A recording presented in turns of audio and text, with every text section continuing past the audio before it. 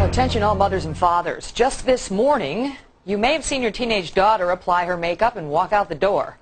But she should think twice before doing that again, because a new study by the Environmental Working Group finds that chemicals from makeup could be seeping into her bloodstream. Now, sometimes these studies turn out to be junk science, so we wanted to ask FoxNewsHealth.com's managing editor, Dr. Manny Alvarez, to separate the fact from fiction for us. Good morning, doctor. Good morning. All right, so you see a headline that says every girl tested in this study had these potentially deadly chemicals. Some of these cause cancer in their makeup, and you get a little concerned. What's the truth? The truth is that an average teenager uses 17 personal care products a day. 17. Now, in this small group, 20 girls, they each had, they tested 25 chemicals. Every girl had at least anywhere between 11 to 16 chemicals in their bodies. So now this is now concerning because the levels of the chemicals were very high.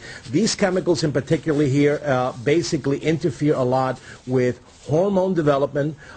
They interfere with reproductive problems, obesity, cancer rates. So when you start now exposing young girls to all of these chemicals, it's going to be a big problem, and we have to be very careful. If you look at the rates of premature puberty, in other words, girls that are getting breast development at the age of 8 and 9, early menstrual cycles, obesity, and some chronic illnesses, especially in teenagers and young adults, you begin to wonder whether the excessive exposure of these chemicals is harming our children. Okay, but for mothers and fathers sitting at home right now who as a result of this right now want to run and ban their children from wearing makeup, what do they actually need to look for? If they get into that fight, what actually should the girls be staying away from? Because it seems so ambiguous when you read the study. Well, you have to first, you got to go from 17 things a day to a few a day. You have to minimize the amount of chemicals you put in your body. Nail polish, all the things that girls put in their faces and things like that. You have to be very careful. The shampoos, the antibacterial soaps. You got to cut.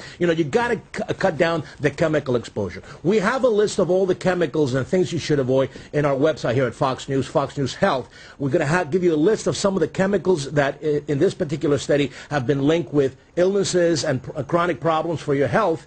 But you have to cut, you have to look at the ingredients, and you have to look at all these chemicals. Remember, we're finding all of these... Right, but Dr. Manny, wait, I'm sorry to interrupt you, but some of the problematic ones are supposedly not listed in the ingredients list. In particular, the ones that are used to create fragrances in a product, and those are the ones, according to this report, that have been linked to cancer. So how are parents to know? Well, things like paraben, for instance, you just had it up there. For instance, paraben has been around since the 1920s. Now, in the 1920s, we did not have the science that we have today. Some of these chemicals have been around since the early 20s, and now is when we start linking these chemicals with some of the chronic problems that we've seen.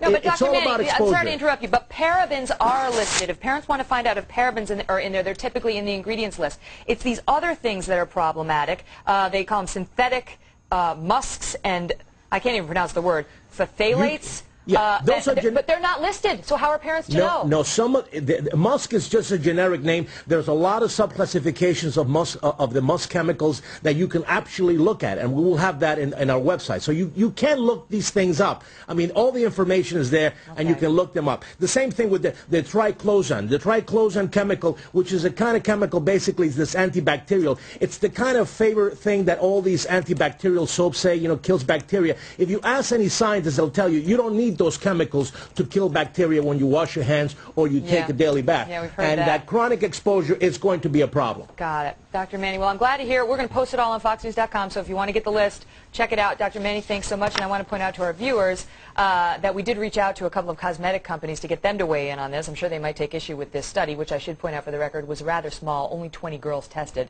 but none got back to us in time. So check it out on your own when you have some time. All right.